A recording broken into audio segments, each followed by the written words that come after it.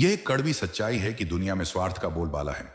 अधिकतर लोग अपने स्वार्थ और हितों के लिए ही रिश्ते बनाते और निभाते हैं। जब तक कोई व्यक्ति किसी के काम आता है तब तक वह प्रिय बना रहता है, लेकिन जैसे ही उसका उपयोग समाप्त हो जाता है लोग उसे भूल जाते हैं या नजरअंदाज करने लगते हैं। आजकल ज्यादातर रिश्ते स्वार्थ पर आधारित होते हैं। पारिवारिक संबंधों में भी यह देखने को मिलता है कि माता पिता अपने बच्चों के लिए सब कुछ करते हैं, लेकिन जब वे बूढ़े हो जाते हैं तो कुछ बच्चे उन्हें बोझ समझने लगते हैं।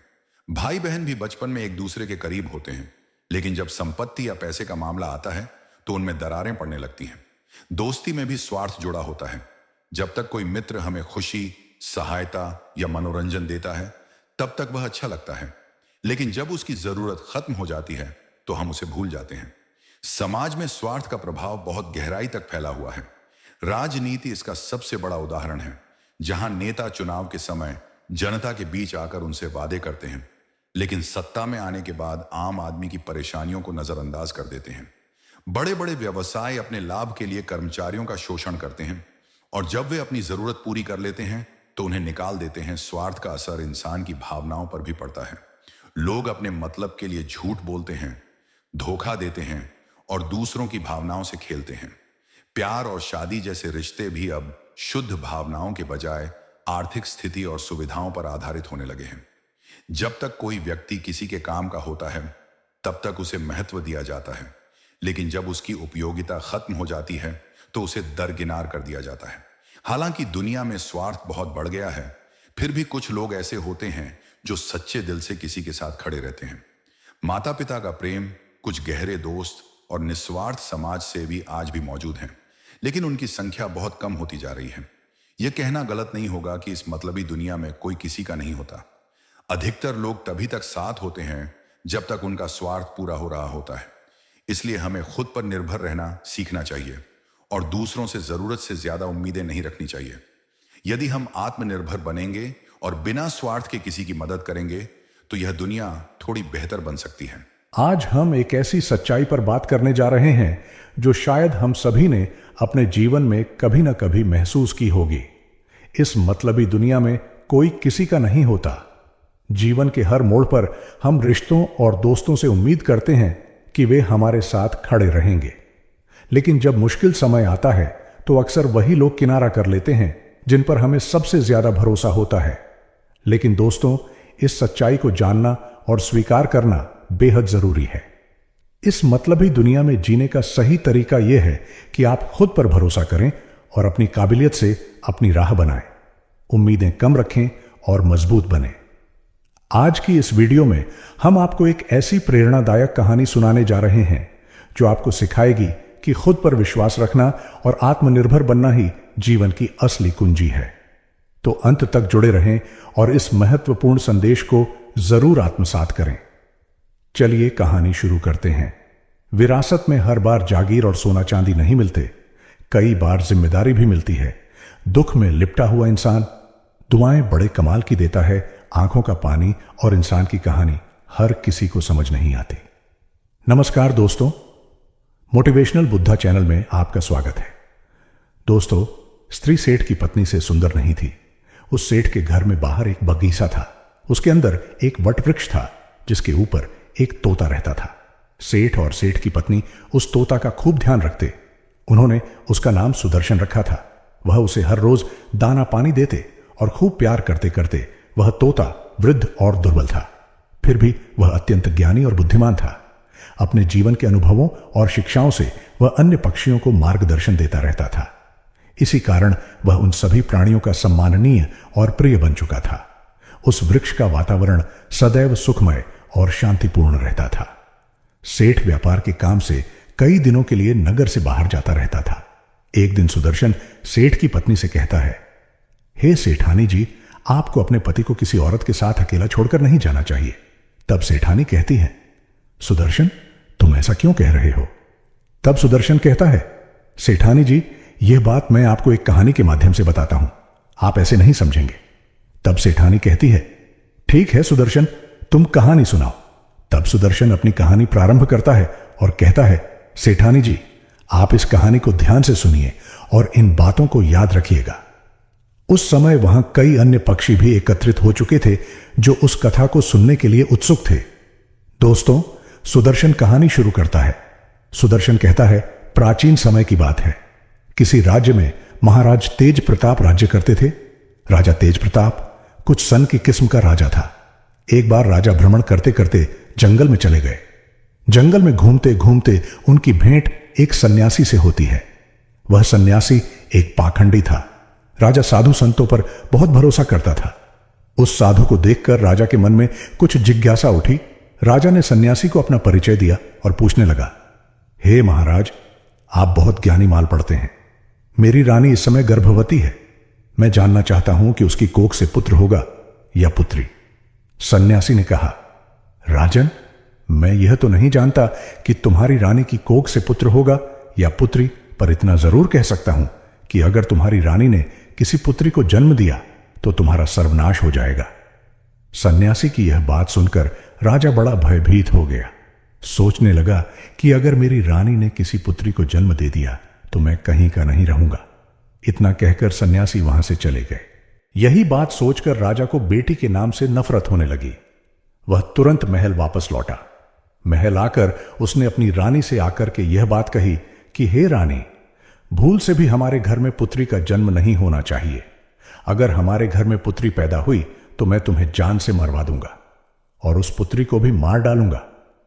राजा की यह बात सुनकर रानी डर गई। वह जानती थी कि राजा बड़ा ही जिद्दी किस्म का है।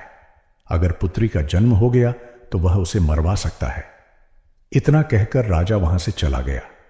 अब तो रानी रोज भगवान से प्रार्थना करती थी कि हे परमात्मा, मुझे पुत्री मत देना, वरना राजा उसे जीवित नहीं छोड़ेंगे। दोस्तों, भगवान की कृपा से महाराज तेज प्रताप की रानी ने सर्वप्रथम एक पुत्र को जन्म दिया। यह देखकर रानी और राजा बहुत प्रसन्न हुए।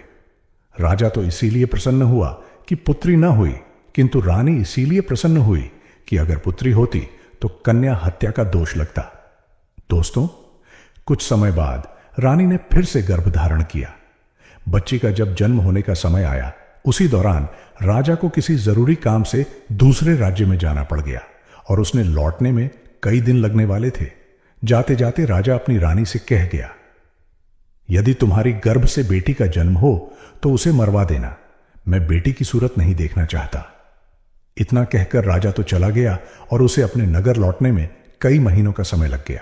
लेकिन इसी दौरान रानी ने एक पुत्री को जन्म दिया। जिस बात का डर था वही हो गया। बेटी को देखकर रानी घबरा गई। सोचने लगी कि राजा के आदेश के अनुसार बेटी की हत्या करनी पड़ेगी। यह निंदनीय काम मैं कैसे करूंगी? मैं एक मां हूं और मेरे लिए जितना मुझे बेटा प्यारा है उतनी ही बेटी प्यारी है। अब तो बेटी को देख करके रानी एकदम से रोने लगी और कहने लगी, हे भगवान, अब मैं क्या करूं? कन्या हत्या का पाप बहुत बड़ा होता है। रानी बहुत बड़े धर्म संकट में फंस चुकी थी। रानी को रोता हुआ देखकर रानी की जो दासी वह उनके पास आई और पूछने लगी, हे महारानी जी, घर में पुत्री हुई है। यह तो बड़े ही सौभाग्य की बात है, पर आप तो बैठी रो रही हो। इसका क्या कारण है? क्या कोई अनहोनी हो गई? रानी बोली, हे दासी, वास्तव में जो नहीं होना चाहिए था वही तो हो गया। तब रानी ने दासी को पूरी बात बताई कि हमारे महाराज ने इस कन्या को मारने का आदेश दिया है। अब आप ही बताइए कि मैं इस मासूम बच्ची की जान कैसे ले सकती हूं। तब दासी ने रानी से कहा, हे रानी साहिबा, आप चिंता मत करो। आप राजा से कह देना कि मैंने बेटी को मरवा दिया है। मैं आपकी बेटी को सबके सामने मारने के लिए ले जाती हूं, लेकिन मैं इसे मारूंगी नहीं, बल्कि इसे पाल लूंगी। अगर कोई पूछेगा तो मैं कह दूंगी कि यह बच्ची मेरी भतीजी है। इससे इस बच्ची की जान भी बच जाएगी और राजा की नजरों से दूर भी हो जाएगी। इसके पालन पोषण को लेकर आप निश्चिंत रहो। मैं इसे अपनी बेटी की तरह पालूंगी। अब तो सुनकर रानी को बड़ी खुशी हुई। सोचने लगी कि यह बेटी भले ही मुझे देखने को ना मिले, लेकिन कम से कम वह जीवित तो बनी रहेगी। तब रानी ने बड़े उदास मन से कुछ धन आभूषण अपनी पुत्री के पालन पोषण के वास्ते उस दासी के लिए दे दिए और दासी से रानी ने कहा, हे दाई मां, मैं आपका यह एहसान जिंदगी भर कभी नहीं भूलूंगी। जब तुम्हारे लिए धन की जरूरत पड़ेगी तो मैं तुम्हें इससे भी अधिक धन दौलत दूंगी, लेकिन मेरी बेटी का यह सच कभी खुलने मत देना। इतना समझाने के बाद में रानी ने अपनी उस बेटी को दासी के हवाले सौंप दिया और धीरे धीरे करके पूरे राज्य में और महल में यह खबर फैला दी कि दासी ने ले जाकर उस बच्चे को मार दिया और उसे जमीन में दफना दिया। इधर क्या हुआ, उस बेटी को ले जाने के बाद दासी ने उस बेटी को बहुत अच्छे ढंग से पालन पोषण करना शुरू कर दिया।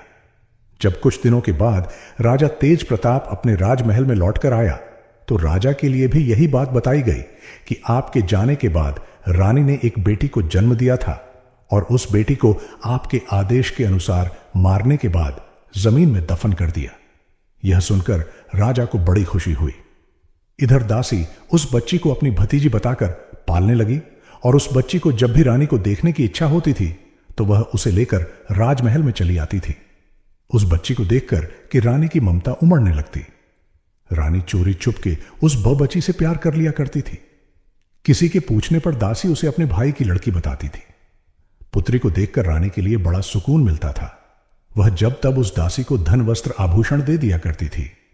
इधर रानी के आदेश के अनुसार उस दाई ने बेटी की परवरिश में किसी प्रकार की कोई कमी नहीं छोड़ी। ऐसे ही समय बीतता गया। उधर रानी जो अपनी पुत्री को उस दासी के हवाले किया था, अब तो वह धीरे धीरे करके वह बेटी बड़ी होने लगी। धीरे धीरे वह जवान होती चली गई। राजमहल में उसका पालन पोषण नहीं हुआ था, एक गरीब दासी के घर में हुआ था, पर फिर भी वह एक सुंदर राजकुमारी की तरह दिखती थी। धीरे धीरे वह सुंदर कन्या संपन्न हो गई। जब वह जवान हो गई तो दासी ने उसे राजमहल ले जाना बंद कर दिया। वह पूरे दिन दासी के घर में ही रहती थी। एक दिन की बात है, राजा तेज प्रताप अपने नगर का भ्रमण कर रहा था। जब उसकी सवारी इस दासी के घर के सामने से होकर निकली तो वह कन्या अपने घर की छत पर खड़ी होकर स्नान करने के बाद अपने केसों को सुखा रही थी। रूपवती तो वह थी ही, उस समय तो और भी ज्यादा सुंदर प्रतीत हो रही थी। रथ पर बैठे राजा तेज प्रताप की अचानक उस कन्या पर नजर चली गई। उस कन्या को देखकर राजा एकदम स्तंभ हो गए, क्योंकि वह अति सुंदरी थी। राजा उसकी सुंदरता पर मोहित हो गया। राजा ने उसी समय अपने मंत्री से पूछा कि हे मंत्री, यह राजकुमारी जैसी दिखने वाली कन्या कौन है? मुझे तो उसके रूप ने घायल कर अति शीघ्र इसका पता लगाओ। मंत्री तुरंत पता लगाने गया और पता लगाकर राजा को बताया, महाराज, यह कन्या एक बूढ़ी औरत की भतीजी है। इसके बाद राजा अपने महल लौट आया। रात भर राजा को नींद नहीं आई। बार बार उसी लड़की का चेहरा राजा की आंखों के सामने आ जाता था। सवेरा होते ही राजा ने मंत्री से कहा, मंत्री जी, वह लड़की बहुत सुंदर है। उसने मेरी रातों की नींद उड़ा दी। उसकी मोहनी मूरत मुझे बार बार परेशान करती है। उसके बिना तो अब मैं रह नहीं पाऊंगा। एक काम करो, कुछ लोग को साथ ले जाकर आप उस बूढ़ी औरत के घर जाइए और उस लड़की के साथ मेरे विवाह की बात कीजिए। उसी दिन राजा के कहने पर राजा का मंत्री अपने कुछ सैनिकों को साथ लेकर उस लड़की का हाथ मांगने उस बूढ़ी औरत के घर जाता है और सारी बात उस दासी को बताता है कि हमारे राजा साहब आपकी बेटी से विवाह करना चाहते हैं। आपकी पुत्री को राजा साहब अपनी रानी बनाना चाहते हैं। मंत्री के मुख से ऐसे शब्दों को सुनने के बाद में दासी के एकदम से होश उड़ गया। ताई मन में सोचने लगी, हे भगवान, यह कैसा अनर्थ होने जा रहा है। आखिर अब मैं क्या करूं? यह कन्या तो उसी राजा की बेटी है और राजा इस बात को नहीं जानता है।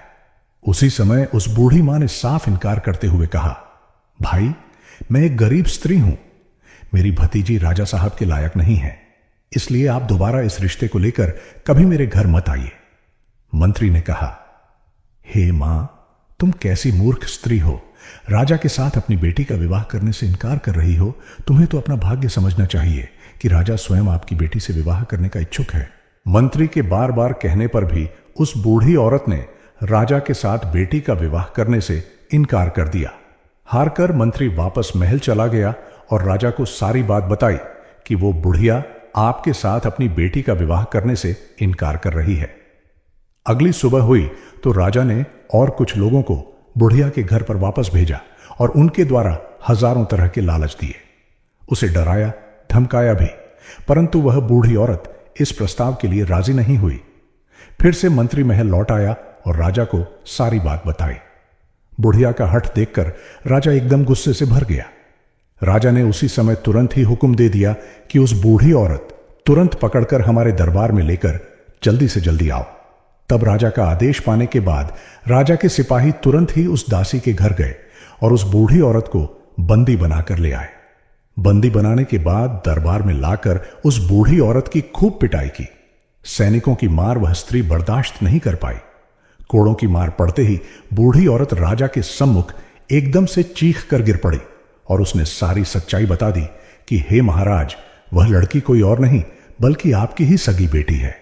आपकी रानी ने मुझे जब उस बेटी को मारने के लिए दिया तो मैंने उस बेटी के लिए मारना ठीक नहीं समझा। मारने की बजाय मैंने उसे अपने घर में रखकर अपने भाई की बेटी बता बताकर उसे पालना पोछना उचित समझा। मैंने ही आपकी बेटी को पाल पोस कर इतना बड़ा कर दिया है। यदि आप अपनी ही बेटी से विवाह करेंगे तो यह बहुत बड़ा पाप हो जाएगा। दाई की बात सुनकर राजा हक्का बक्का रह गया। वह अपना माथा पकड़कर सोचने लगा, हे भगवान, मैं यह कितना बड़ा पाप करने जा रहा था। तूने मुझे इतने बड़े पाप में पड़ने से बचा लिया। अब तो राजा तेज प्रताप को और ज्यादा गुस्सा आने लगा। उसने तुरंत ही अपने बेटे को हुक्म दिया कि बेटा, अपनी बहन को जंगल में ले जाकर इसका सर काट देना और इसे वहीं दफना देना। प्रमाण के लिए तुम इसकी दोनों आंखें निकालकर मुझे लाकर दिखाना। उस राजा का एक बेटा था जो उस लड़की से छोटा था। अब वह भी जवान हो चुका था। अपने पिता की ऐसी बातों को सुनने के बाद में राजकुमार जो था वह एकदम से परेशान हो गया। सोचने लगा, पिताजी ने मुझे बहुत ही पाप का कार्य सौंपा है। इतने वर्षों के बाद तो मुझे मेरी बहन मिली है और उसे मैं अपने ही हाथों मार डालूं। भगवान कभी मुझे क्षमा नहीं करेंगे। हे भगवान, यह पाप मुझसे न कराओ। अब तो राजकुमार सोच सोचकर बड़ा दुखी होने लगा। मन में सोचने लगा कि किस प्रकार अपने हाथों से अपनी बहन का कत्ल करूंगा। किस तरह मैं अपनी बहन की आंखें निकालूं। यदि मैं बहन का कत्ल करने से मना करता हूं तो राजा बहुत बड़ा जिद्दी है। वह मुझसे नहीं तो किसी न किसी और से मेरी बहन को मरवा ही देगा। अब तो मजबूर होकर के राजकुमार अपनी बहन को लेकर जंगल की ओर चलने लगा, क्योंकि उसे जाना ही था। उसके पिता का जो आदेश था, बहन को जंगल में ले जाते समय अब तो भाई का प्यार बहन के लिए उमड़ पड़ा और कहने लगा, हे बहन, किसी भी सूरत में मैं तुम्हारा कत्ल नहीं करूंगा। मैं तुम्हें यही जंगल में छोड़ देता हूं। अब आगे तुम्हारी किस्मत रही कि वह तुम्हारे साथ क्या करती है। तब बहन ने जवाब दिया, भैया, तुम मुझे मार दो और मारकर मेरी आंखें निकालकर पिताश्री के लिए ले जाकर दिखा दो। और यदि तू मेरी आंखें निकाल करके नहीं ले जाएगा तो हमारा पिता तुझे भी मार देगा। उस समय वे दोनों भाई बहन एक दूसरे से लिपटकर बहुत रो रहे थे। उनके ऊपर दुखों का पहाड़ टूट पड़ा था। उन्हें कुछ समझ में नहीं आ रहा था कि वे क्या करें। अंत में राजकुमार इस नतीजे पर पहुंचा। उसने निश्चय कर लिया कि वह अपनी बहन को नहीं मारेगा। उसने अपनी बहन को समझाया कि बहन, मैं तुम्हें इस जंगल में छोड़े जा रहा हूं। आगे भगवान मालिक है कि वह तुम्हारे साथ क्या करेगा। मैं कोई ना कोई बहाना पिताजी के सामने बना दूंगा। इतना कहकर के उसने अपनी बहन को वहीं जंगल में छोड़ दिया और आगे के लिए चल पड़ा। आगे जाकर उसे जंगल में एक हिरण दिखाई दिया। उसने तुरंत उस हिरण का वध किया और उसकी दोनों आंखें निकाल लीं। उसके बाद वह अपने महल लौट आया और अपने पिता के सम्मुख पहुंचा और वही हिरण की दोनों आंखें दिखाते हुए कहा, पिताजी, मैंने बहबन को मारकर एक नदी में फेंक दिया है। वे आंखें देख करके राजा को भी भरोसा हो गया कि वास्तव में मेरे पुत्र ने उस लड़की को मार दिया है। सुनकर राजा बड़ा प्रसन्न हुआ। इधर रानी ने अपने बेटे को अपने पास बुलाया और पूछा, बेटा, क्या तू सच में अपनी बहन को मारकर आया है? तब राजकुमार कहता है, हे मां, मैं तुमसे झूठ नहीं बोलूंगा। मैंने अपनी बहन को नहीं मारा, बल्कि मैं उसे जंगल में छोड़कर चला आया हूं। यह सुनकर रानी को बड़ा सुकून मिला। वह भगवान से प्रार्थना करने लगी, हे भगवान, तुम्हारा बहुत बहुत धन्यवाद है जो तुमने मेरे बेटे को सद्बुद्धि दी। मेरी बेटी जंगल में अकेली भटक रही होगी। आप उसकी रक्षा करना और उसे ऐसी जगह पर पहुंचा देना कि जहां उसके जीवन की नया पार हो जाए। जब से उसने जन्म दिया है तो वह अपना पूरा जीवन जीकर ही मृत्यु को प्राप्त हो। इधर राजकुमारी जंगल में पत्ते फूल खाकर धीरे धीरे करके अपना गुजार करने लगी।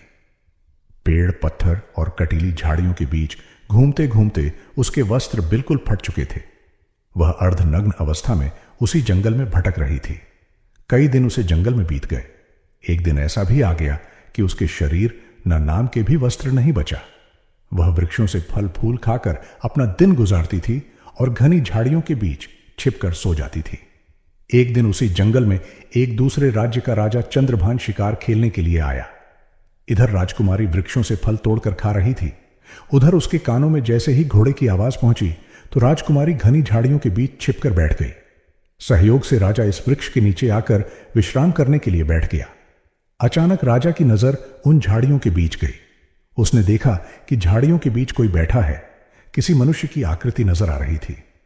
राजा ने तुरंत आवाज लगाई, तुम कौन हो और इन झाड़ी के बीच में क्या कर रहे हो? तुम जो भी हो तुरंत बाहर निकल कर आओ। मैं तुम्हें विश्वास दिलाता हूं, मैं तुम्हें कोई हानि नहीं पहुंचा। अंगा। राजा की बात सुनकर लताओं के बीच से राजकुमारी ने आवाज दी, हे रागीर, मैं एक दुखी लाचार स्त्री हूं। मेरे बदन पर वस्त्र नहीं है, मैं निर्वस्त्र हूं। यदि तुम कोई वस्त्र मुझे दे दो तो मैं उसे पहनकर बाहर आ जाऊंगी। किसी स्त्री की आवाज सुनकर राजा आश्चर्यचकित था कि इस घने जंगल के बीच में भला यह स्त्री क्या कर रही है। जरूर किसी दुख की मारी होगी। तब राजा ने जो चादर अपने गले में डाले था उसे झाड़ियों के बीच फेंक दिया और उसके बाद उस राजकुमारी ने अपने बदन के लिए उस चादर से अच्छी तरह से ढका और उसके बाद वह राजा चंद्रभान के सामने आई। इधर राजा ने जब उसकी सुंदरता को देखा तो वह उसे देखता ही रह गया। सोचने लगा, वाह, इतनी सुंदर स्त्री मैंने अपने जीवन में पहले कभी नहीं देखी है। किसने इसे जंगल में छोड़ दिया है? यह तो हमारी रानी बनने के योग्य है। तब राजा ने अपने बारे में राजकुमारी को बताया और बोला, हे सुंदरी, तुम जो भी हो उससे मुझे कुछ मतलब नहीं है। अब मैं तुम्हें अपनी रानी बनाना चाहता हूं। राजा की बात सुनने के बाद में वह राजकुमारी भी उसकी पत्नी बनने के लिए राजी हो जाती है। कहते हैं, डूबते को तिनके का सहारा ही बहुत है। यहां तो फिर भी एक राजकुमार था जो उसे अपनी पत्नी बनाना चाहता था। राजा उस कन्या को अपने घोड़े पर बैठाकर अपने राज्य में ले आया तो सबसे पहले वह अपने पिता के समय के एक बुजुर्ग मंत्री के घर पहुंचा और उस लड़की को उस बुजुर्ग मंत्री के घर छोड़ दिया और उससे कहा कि हे काका, आप ऐसा समझो कि यह आपकी बेटी है और मैं इस लड़की से विवाह करूंगा। यदि मैं ऐसे अपने महल में इसे ले जाता हूं तो लोग कहेंगे कि राजा का बेटा किसी कन्या को भगा लाया है। इससे मेरी मान प्रतिष्ठा पर ठेस पहुंचेगी। मैं इसे विधि विधान के अनुसार अपनी पत्नी बनाकर अपने घर ले जाना चाहता हूं। तब तक यह आपके घर आपकी बेटी बनकर रहेगी और मैं कल कई लोगों के साथ आपके घर पर रिश्ता मांगने आऊंगा और फिर इसे अपनी पत्नी बनाकर अपने घर ले जाऊंगा। तब मंत्री ने जवाब दिया, महाराज, यह आपकी अमानत है और यह अब मेरी बेटी है। जब आपका मन करे तब आप इसे अपनी पत्नी बनाकर ले जाना। मैं तब तक इसका ठीक से ख्याल रखूंगा। इतना कहकर राजा चंद्रभान अपने महल लौट आए। इसके बाद राजकुमार ने अपने मंत्री और सेनापति से कहा कि मंत्री जी, आप दोनों को सुबह उस बूढ़े काका के घर जाना है और उससे हमारे विवाह के लिए उसकी पुत्री का हाथ मांगना है। अगले दिन राजा का सेनापति और उसका मंत्री उस बूढ़े मंत्री के घर पर गए और उस राजकुमारी का अपने राजा के लिए हाथ मांगा। फिर उसके बाद 1-2 दिन में उसकी मंगनी और विवाह भी कर लिया। विवाह करने के बाद राजकुमारी राजा चंद्रभान की पत्नी बनकर रहने लगी। अब तो दोनों बहुत ही प्रसन्न थे। राजा सुंदर रानी पाकर खुश था और राजकुमारी घर और पति पाकर प्रसन्न थी। राजा चंद्रभान ने शादी के बाद भी अपनी पत्नी से कभी उसका परिचय नहीं पूछा। इसी प्रकार दोनों को एक साथ रहते रहते 2 वर्ष बीत गए। धीरे धीरे वह समय भी आ गया जब रानी ने पुत्र को जन्म दिया। अब तो राजा चंद्रभान और भी ज्यादा खुश हो गया। एक दिन राजा ने अपनी रानी से पूछा, हे प्रे, अब हम दोनों एक पुत्र के माता पिता बन चुके हैं। हमारा संबंध अटूट हो गया है। अब तुम मुझे अपने कुल खानदान और अपने अतीत के बारे में समझाओ। तब राजकुमारी ने किसी प्रकार से उस बात के लिए टाल दिया। इसी प्रकार से 1 वर्ष बीत गया। कुछ समय बाद रानी ने फिर एक पुत्र को जन्म दिया। तब राजा ने फिर से अपनी रानी से वही बात दोहराई। राजकुमारी अपने बीते कल की बातें अपने पति को नहीं बताना चाहती थी, लेकिन राजा ने उनका अतीत जानने की बहुत इच्छा जताई। रानी भी जानती थी कि राजा साहब उनसे बहुत प्रेम करते हैं। तब राजकुमारी ने राजा के पूछने पर अपने जीवन की सारी कहानी सच सच कह सुनाई। तब राजा ने कुमारी के मुख से ऐसी दुख भरी दास्तान सुनी तो उसकी भी आंखों में आंसू आ गए। राजा उसके पिता को धिक्कार लगा। उसके बाद रानी से बोला कि हे रानी, अगर मैं तुम्हें तुम्हारे पिता से मिलाने ले चलूं तो क्या तुम मेरे साथ चलोगी? उस राजकुमारी ने अपने पिता से मिलने से इनकार कर दिया। राजा ने बहुत आग्रह किया कि तुम्हें एक बार अपने पिता से जरूर मिलना चाहिए। राजा के बार बार निवेदन करने पर रानी अपने पिता से मिलने को तैयार हो गई। अगले दिन राजा ने राजा तेज प्रताप के यहां जाने का निश्चय किया। रथ सजवा गया, जाने की पूरी तैयारी हो गई। राजा के पास एक जरूरी काम आ गया। राजा को बहुत जरूरी अपने दूसरे नगर में जाना था, तो राजा ने अपने मंत्री और सेनापति से कह दिया कि तुम सेना की एक टुकड़ी लेकर रानी के साथ चले जाओ, मैं अपना काम निपटाकर वहीं पहुंच जाऊंगा। इस प्रकार राजा चंद्रभान ने अपने मंत्री और सैनिकों के साथ में अपनी रानी को राजा तेज प्रताप के राज्य को रवाना कर दिया। रानी को भली भांति समझा दिया कि अपने पिता के यहां जाकर तुम घबराना मत, मैं तुम्हारे पहुंचने से पहले तुम्हारे माता पिता के यहां पहुंच जाऊंगा। दोस्तों, इधर राजा चंद्रभान का मंत्री और सेनापति कुछ सैनिक को साथ लेकर राजकुमारी के साथ राजा तेज प्रताप के राज्य की तरफ चल पड़े। राजा चंद्रभान का राज्य से राजा तेज प्रताप का राज्य काफी दूर था, इसलिए चलते चलते रास्ते में ही उन्हें शाम हो गई। एक जगह पर उन्होंने अपना डेरा तंबू जमा दिए। रात भर वहीं रुकने का निश्चय किया जहां पर राजकुमारी का डेरा लगा गया था। उसी जगह पर मंत्री ने भी अपना डेरा लगा दिया। ठीक उसके बराबर में मंत्री का डेरा देखकर कि राजकुमारी ने जवाब दिया, हे मंत्री, क्या तुम जानते हो कि मैं एक राजा की बेटी हूं और एक राजा की पत्नी भी? तुम मेरे बराबर में यह डेरा क्यों लगवा रहे हो? तुम अपना डेरा ले जाकर कहीं दूसरी जगह लगाओ। तब मंत्री ने जवाब दिया, हे रानी साहिबा, महाराज ने हमें आपकी देखरेख और सुरक्षा के लिए भेजा है। यदि आपके लिए और आपके बच्चों के लिए कुछ हुआ तो हम राजा को क्या जवाब देंगे? इधर राजकुमारी के बार बार मना करने पर मंत्री बिल्कुल नहीं माना। फिर क्या हुआ? इधर रात का सबने भोजन किया और रात्रि का समय हो गया। सभी लोग यात्रा करके आए थे। हारे थके होने के कारण वे सब जल्दी ही सो गए।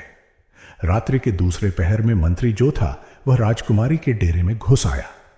जैसे ही मंत्री राजकुमारी के डेरे में घुसा तो तुरंत ही एकदम से राजकुमारी उठकर बैठ गई। वह मंत्री की बुरी मनसा को भांप गई। अब तो राजकुमारी के लिए अंदाजा हो गया था कि मंत्री के मन में किसी न किसी प्रकार का जरूर खोट है।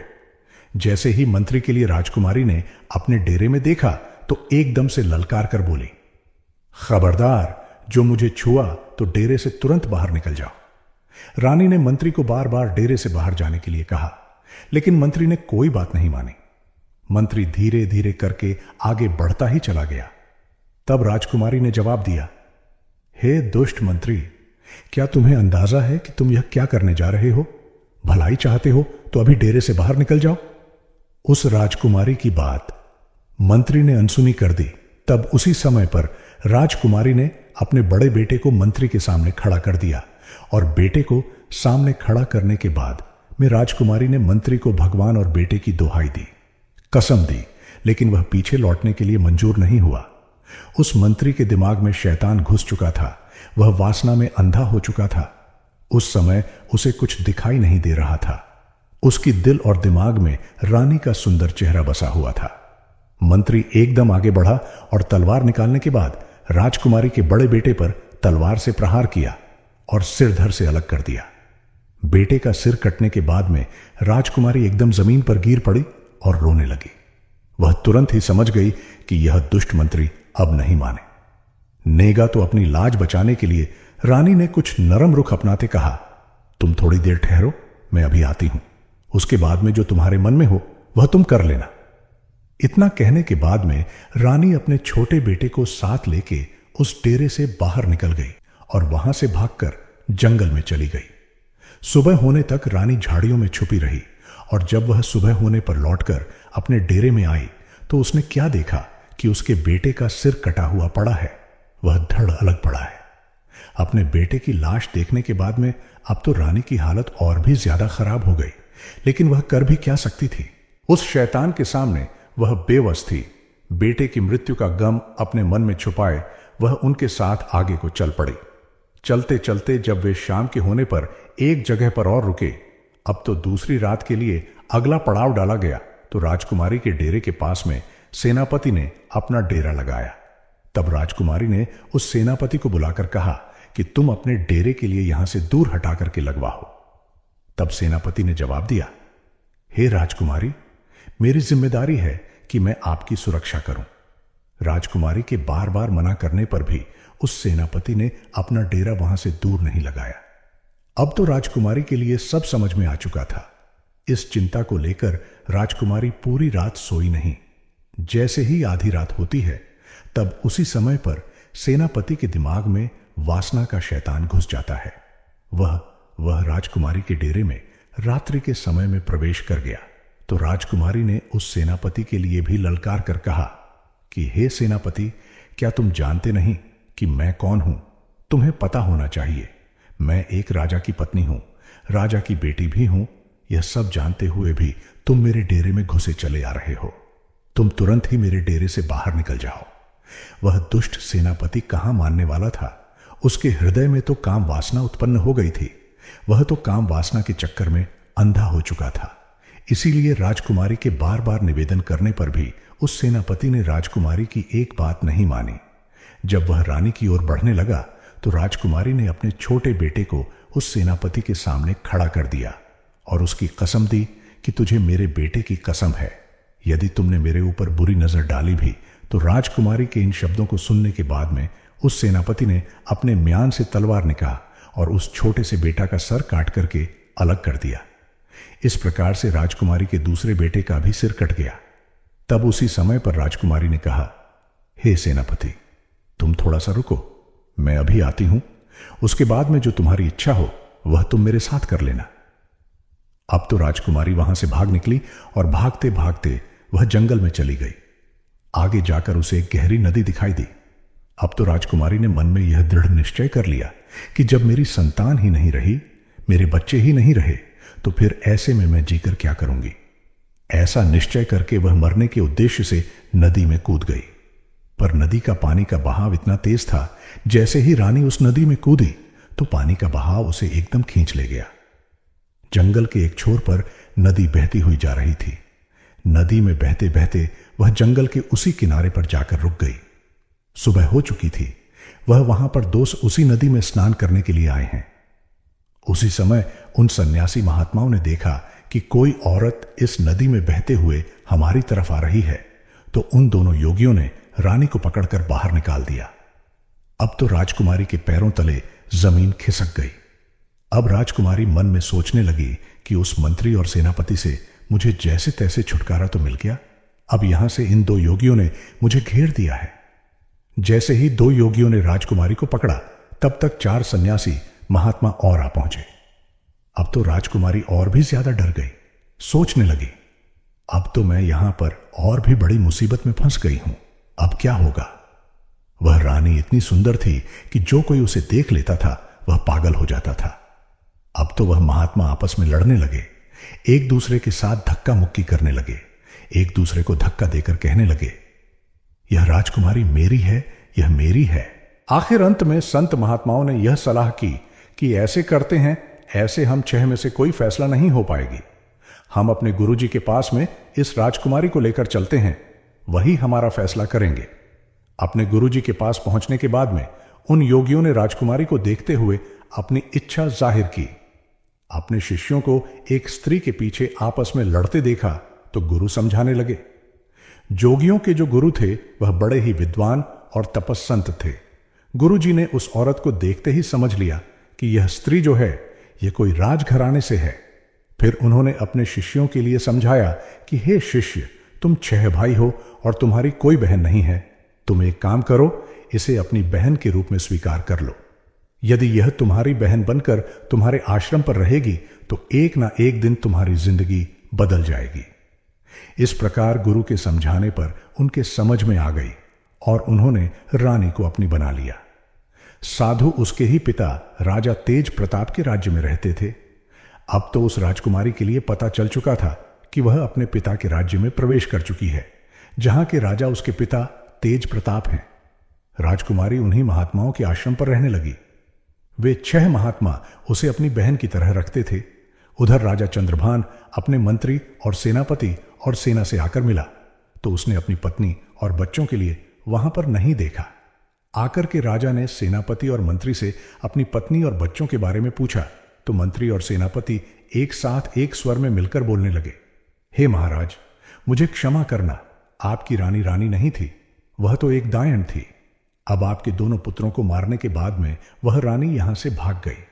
उन्होंने इस प्रकार से कहा कि राजा चंद्रभान को विश्वास हो गया। राजा को यह सुनकर बहुत दुख हुआ कि उनके दोनों पुत्र अब इस दुनिया में नहीं रहे। कुछ देर के बाद राजा ने सोचा कि अगर कोई झूठ बोलेगा तो एक बोलेगा, दूसरा क्यों बोलेगा। तो राजा चंद्रभान ने हुक्म दिया कि अब तो हम उसके पिता राजा तेज प्रताप के पास जरूर चलेंगे। अति शीघ्र सब लोग राजा तेज प्रताप के पास चलिए। उधर तो राजा चंद्रभान अपने सेनापति और मंत्री के साथ अपनी पत्नी के पिता के पास जाता है। इधर राजकुमारी ने अपने 6 भाइयों से कहा, जो उस समय योगी के रूप में थी, कि हे भाइयों, तुम सभी राजा के पास में जाओ और राजा से कहना कि हमारी बहन आपके दरबार में किस्सा सुनाना चाहती है। यदि राजा साहब किस्सा सुनना चाहो तो हम उन्हें दरबार में बुलाकर लाए। क्योंकि इधर राजकुमारी को पता था कि हमारे पिता के लिए किस्सा सुनना बहुत अच्छा लगता है। अब तो 6 योगी भिक्षा के बहाने राजा वीर भोज के दरबार में पहुंच गए। उन्होंने राजकुमारी के द्वारा ही बात राजा के सम्मुख जाकर के रखी योगियों की बात सुनने के बाद राजा ने तुरंत ही उन्हें इजाजत दे दी और कहा, यदि हमें तुम्हारी बहन की कहानी पसंद आई, किस्सा पसंद आया, तो तुम्हारी बहन के लिए हम अपने महल में ही रख लेंगे किस्सा सुनाने के लिए। मित्रों, अगले दिन योगी अपनी बहन को लेकर राज दरबार में पधारे। उस समय राजकुमारी जोगियों के भेष में थी, इसलिए कोई पहचान नहीं पाया। जब उसने राज दरबार में किस्सा सुनाया तो सब लोग बड़े ध्यान से सुनने लगे। राजा को उस लड़की का किस्सा बहुत पसंद आया। अब तो राजा ने बहुत सारा इनाम दिया। उन जोगियों को तो इनाम देकर भेज दिया, लेकिन उस लड़की को किस्सा सुनाने के लिए अपने महलों में रख लिया। फिर पता नहीं उनके क्या समझ में आया। वे बीच रास्ते से ही लौट आए और राजा से बोले, हे महाराज, हम चाहते हैं कि आप हमारी बहन को हमारे ही साथ रहने दो। जब भी आपको किस्सा सुनने की इच्छा होगी, हम उसे ले आया करेंगे, क्योंकि वह बचपन से ही हम लोगों के साथ में पली बड़ी है। राजसी सुखों से दूर रही है, जंगल में रह करके उसने जीवन काटा है, यहां पर अकेला महसूस करेगी। राजा ने उन योगियों की बात को समझा और उस लड़की को उनके साथ भेज दिया। अब तो वह रोज अपने भाइयों के साथ राजा के दरबार में किस्सा सुनाने आया करती थी। इस प्रकार वह राजकुमारी रोज राजा से कहानी सुनाने के बाद में इनाम पाती तथा अपनी योगी भाइयों के साथ वापस लौट जाती थी। अब तो धीरे धीरे उन सन्यासियों के दिन ही बदल गए। पहले योगी जी नगर नगर जाकर भिक्षा मांगते थे, अब तो उन्हें राजा से ही इतना धन प्राप्त हो जाता था कि कहीं मांगने की जरूरत नहीं पड़ती थी। अगले दिन राजकुमारी राजा को किस्सा सुनाने के लिए उनके राज दरबार में आई तो उसने अपने पति के अलावा मंत्री और सेनापति को वहीं बैठे हुए देखा। तब राजकुमारी ने सोचा, आज तो यह सभी यहां पर उपस्थित है, तो किस्सा सुनाने में बहुत ज्यादा आनंद आएगा। तब राजकुमारी ने अपना चेहरा ढका हुआ था। वह अपनी जगह पर आकर बैठ गई और अपने पिता से कहने लगी, हे राजा साहब, आज मैं आपके लिए एक बहुत ही दर्द भरी कहानी और किस्सा लेकर आई हूं। यदि कहानी को प्रारंभ करने से पहले किसी को कोई जरूरी काम है तो अभी दरबार से उठकर जा सकता है।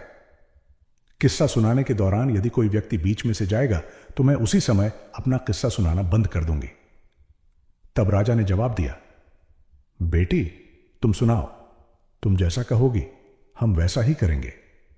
किस्से के बीच में से कोई दरबार में से उठकर नहीं जाएगा। अब तो राजा और दरबार के सभी दरबारी किस्सा सुनने के लिए बैठ गए।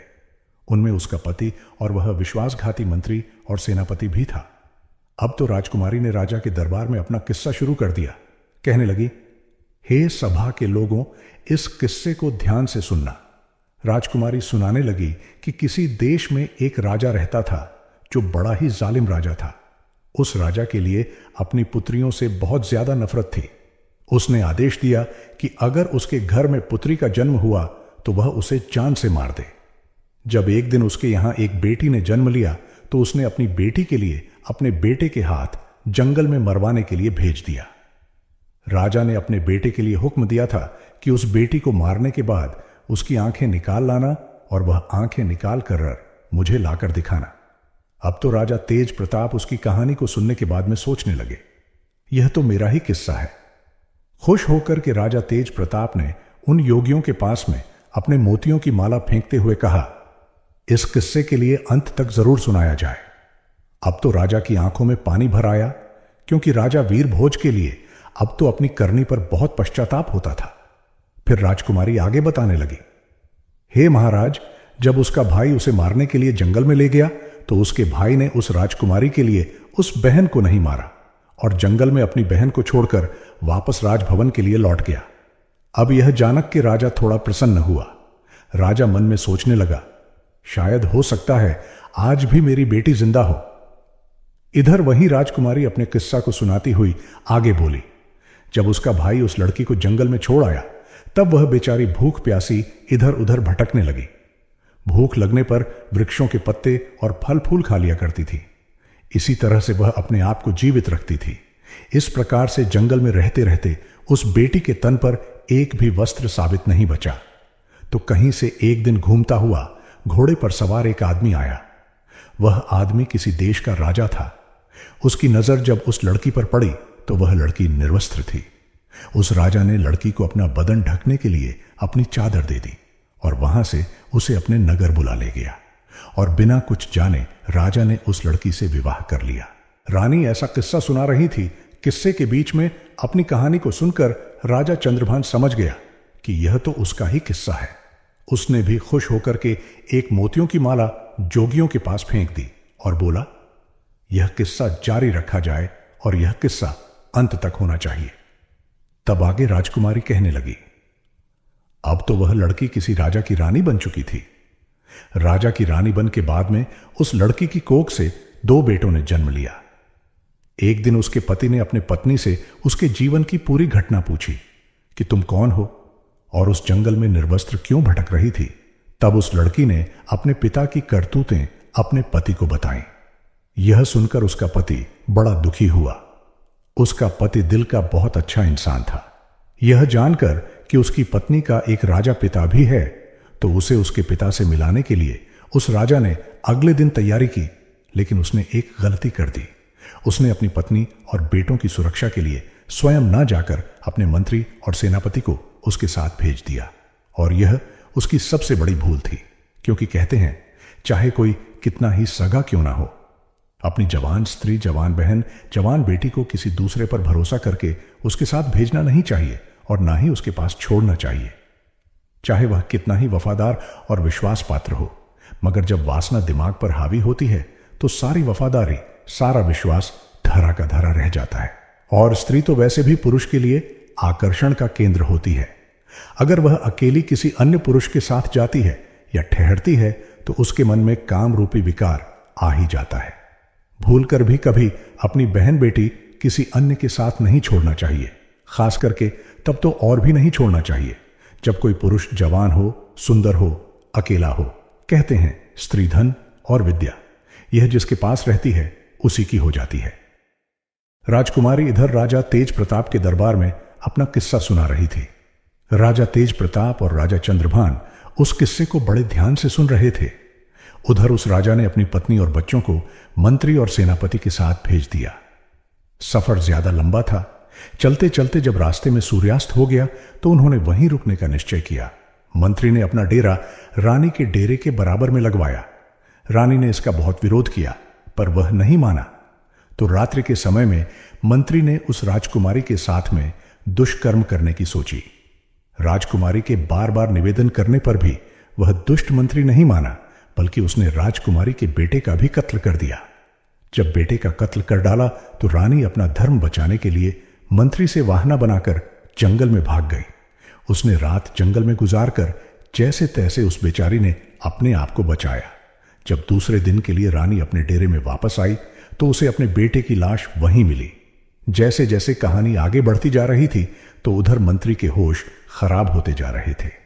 अब तो धीरे धीरे करके वह मंत्री भी बहाना बनाते हुए राजा के दरबार से उठकर जाना चाहता था, तो राजा ने तुरंत ही उसे डांट कर बैठा दिया। तब रानी आगे सुनाने लगी।